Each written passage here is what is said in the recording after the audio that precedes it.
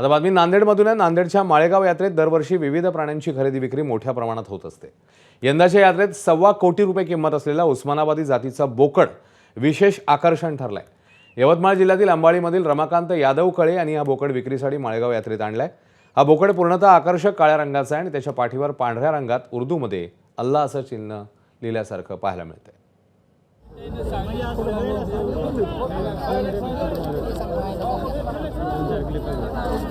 तर हाच तो 1.25 कोटींचा बोकड सध्या चर्चेचा विषय पाहायला मिळतो।